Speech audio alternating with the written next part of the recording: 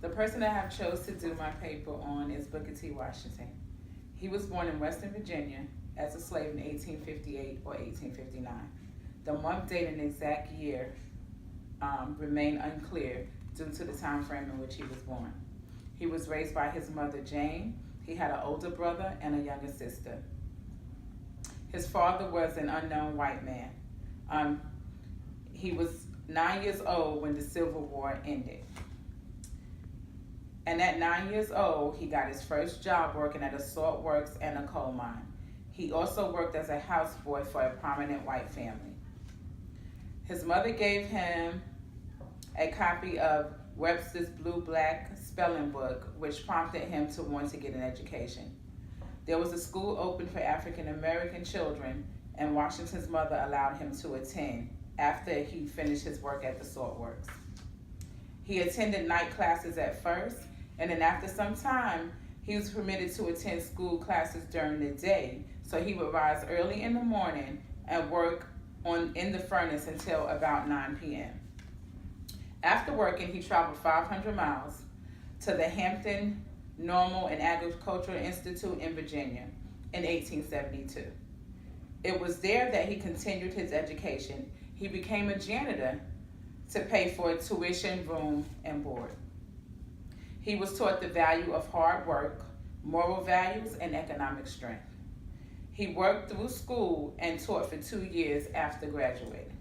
In 1881, he became the head of Tuskegee Institute in Alabama. He believed in the process of industrial education. He believed in hard work, cleanliness, and moral standards. Basic hygiene was a key concept taught at the Tuskegee Institute. Washington realized during Reconstruction, many African Americans lacked skills to grow economically.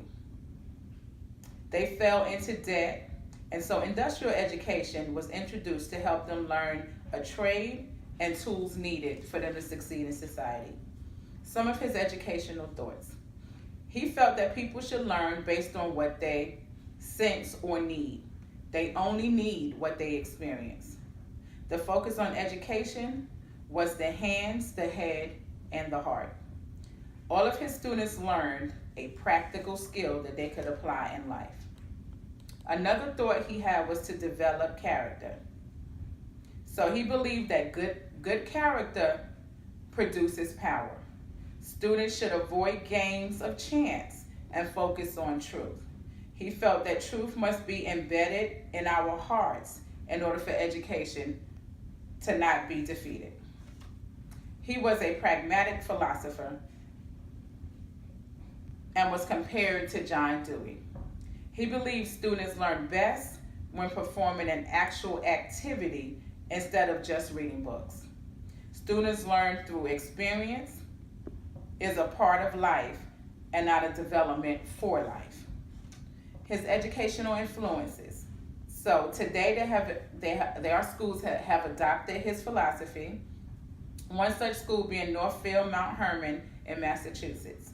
The focus there is multi-dimensional learning and life experience. Curriculum programs prepare students for the 21st century while instilling moral values and citizenship. His theory has influenced project-based learning, school for sustainability, and green education. It helps to create a sense of entrepreneurship and plays value in economic growth. His greatest influence comes with the concept of sustainability development. He believed that our greatest happiness comes when we help those less fortunate than we are. Some communities have started programs to help people become more self-sufficient. Governments have even introduced sustainable development to re-energize urban communities economically. One such city is Detroit in Michigan. His critics believe that his educational program was narrow.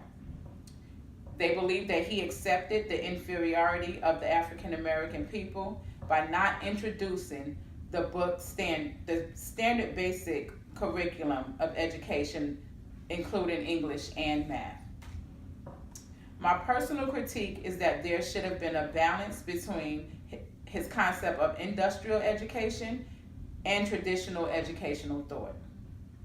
This would have given more leverage from an intellectual standpoint within a worldview to include all forms of educational growth for success.